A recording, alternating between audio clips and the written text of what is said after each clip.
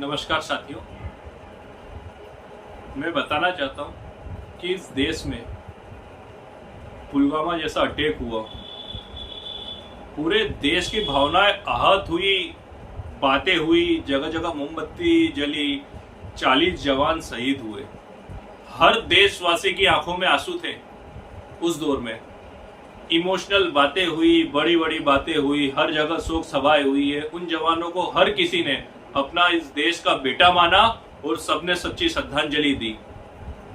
आज उस घटना के इतने समय बाद उस राज्य में उस टाइम पर राज्यपाल रहे सत्यपाल मलिक जी का ये बयान आना कि ये घटना सरकार की लापरवाही के कारण हुई थी, क्योंकि वहां पर इंटेलिजेंट विभाग ने मना करा था बस से जाने के लिए।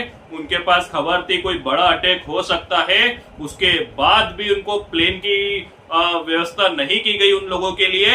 उनको जानबूझकर बस से भेजा गया।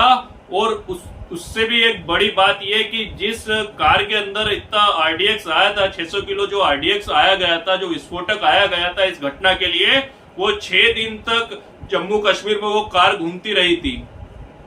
तो इतना हाई ड्रामा करा गया इस मामले को, अब इसकी जाकर परत दर परत खुद इन्हीं के राज्यपाल ने खोली है।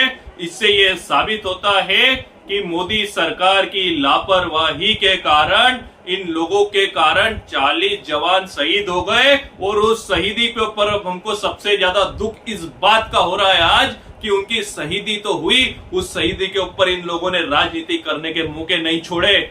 और आज जब सच्चाई सामने आ गई है तो कोई मीडिया कर्मी, कोई चैनल वाले आज इस बात को प्रमुखता से उठाने को तैयार नहीं है, या इस पे सवाल करने वाला कोई नहीं है कि प्रधानमंत्री जी से सवाल करे। प्रधानमंत्री जी से मैं निवेदन करना चाहता हूं, यहां से देश की जनता की तरफ से, 130 करोड़ जनता की तरफ से मैं प्रधानमंत्री से बोलना चाहता हूं कि मानवीय आधार पे सबसे पहले आप इस पद से इस्तीफा दे दीजिए, क्योंकि 40 जवान इस देश के बहुत बड़ी अमानत थी। वो इस देश की धरोहर थी, इस देश के बेटे थे। आज न कोई मीडिया चैनल वाला इस बात को प्रमुखता से उठाने वाला है। ये निजीकरण का सबसे बड़ा दुष्प्रभाव है जो आज हमको देखने को मिल रहा है कि ये वही घटना, वही चीजें वो बताएंगे जो इनके फायदे की होगी, जो इनके लिए उपयोगिता होगी। हर उस खबर पे आज जो न्यूज चैनल वाले आज जो सत्यपाल मलिक जी की जो बातों पे आज चुप है, जो इनके बयान और इंटरव्यू पे जो चुप है, मीडिया वाले जो सवाल नहीं कर रहे, वो सब संगीन है, वो सब उस घेरे में है। जरूर ये कहीं ना कहीं मिले हुए हैं उन पूंजीवादी लोगों से और इस सरकार से। कहीं ना कहीं वो चाटुकारिता कर रहे हैं उस सरकार की, क्योंकि आज जब समय आया है कि हम ताकत दिखाकर प्रधानमंत्री से पूछें और प्रधानमंत्री जी ऑन कैमरा आकर सवाल का जवाब दे इस देश को। ये देश की जनता पूछना चाह रही है कि वो 40 जवान शहीद हुए तो कैसे हुए, क्यों हुए? 6 दिन तक जम्मू कश्मीर के अंदर आरडीएक्स लेकर वो गाड़ी घूम रही थी, क्यों उनको रोका नहीं गया, क्यों उनको टोका नहीं गया? ये सब क्या साबित कर रहा है? क्यों अभी तक जांच कमेटी, उसकी जांच रिपोर्टें नहीं आ पा रही है? ये सब किस ओर इशारा कर रही है? कहीं ना कहीं ये सब चीजें एक प्लांट की ओर एक इशारा कर रही है कि ये कहीं एक प्लांट चीजें तो नहीं थी। अगर ये सब प्लांट चीजें नहीं थी तो खुद प्रधानमंत्री को आकर इस चीजों का जवाब देना चाहिए और खंडन करना चाहिए और बताना चाहिए, और वो रिपोर्ट हम लोगों को दिखाना चाहिए इस देश की जनता को कि कौन सी वो इंटेलिजेंट ब्यूरो की रिपोर्ट थी और इंटेलिजेंट ब्यूरो ने इस बारे में क्या क्या हमको अवगत कराया था आप लोगों को, और आप लोगों ने उस पर ध्यान नहीं दिया। उसका खामियाजा जो हुआ है वो इस देश के बेटों ने भुगता है। इसमें गलती और जिम्मेदार ऑफिसरों के तुरंत निलंबन होना चाहिए। आज इस देश के अंदर मैं बताना चाहता हूं कि मीडिया भी वही सब चीजें दिखा रहा है, सोशल मीडिया भी वही सब चीजें दिखा रहा है जो पूंजीवादी लोग चाहते हैं। मुझे लगता है प्रधानमंत्री देश नहीं चला रहे, इस देश के पूंजीवादी देश चला रहे हैं। और ये सब एक के बाद जो इस देश में घटनाएं होती जा रही है, ये सब दिखता जा रहा है। सत्यपाल मलिक जी ने खुद ये बोला है कि जो भ्रष्टाचार गोवा और यहाँ पर हो रहा है, उन्हें प्रधानमंत्री जी को बताया इस बारे में, प्रधानमंत्री जी ने उन्हें बोला है चुप रहने के लिए। तो इसका मतलब सीधा सा यही है कि प्रधानमंत्री के संरक्षण में ये सब चीजें होती जा रही है, माननीय नरेंद्र मोदी के नेतृत्व में सब चीजें होती जा रही है। नरेंद्र मोदी मुंह पे उंगली दबाए बैठे हुए हैं, या वो इन सब चीजों को बढ़ावा देना चाहते हैं, बढ़ावा दिए जा रहे हैं। तो हम मान ले कि ये सरकार पूरी तरह पूंजीवादी लोगों की हो गई है। हम मान ले कि गरीब हित की हम बात नहीं कर सकते। हम ये मान ले कि इस देश में विपक्ष को छोड़ा नहीं जाएगा, भले उसको कैसे भी उल्टे सीधे केसों में फंसाना, जो इस देश में आवाज उठाना चाहते हैं उन लोगों की आवाज दबाने की पूरी कोशिश करी जा रही है। क्या यही बाबा साहब चाहते थे? क्या यही इस देश का संविधान चाहता था? या इस देश की जनता के साथ क्या यही या इस देश की जनता के साथ होना चाहिए? हमने बहुत मुश्किल से इस देश को स्वतंत्रता दिलवाई है, भले वो अंग्रेजी से हो, भले वो मानसिकता से हो। दोनों चीजों से हमने बहुत मुश्किल से इस देश को स्वतंत्र करा के इस देश में एक सशक्त संविधान लागू करवाया है। उसका कारण है कि भीमराव अंबेडकर जी। हम भीमराव अंबेडकर जी की तारीफ करते हैं, 14 अप्रैल 26 जनवरी के दिन संविधान की बड़ी बड़ी बातें करते हैं, पर हम भूल जाते हैं कि वो संविधान को किस तरह से तोड़ा जा रहा है, उस संविधान को किस तरह से मड़ोड़ा जा रहा है। और इसकी बात ये ना एक चैनल करता है, ना एक सामाजिक संगठन करता है, ना कोई नेता करने को तैयार है।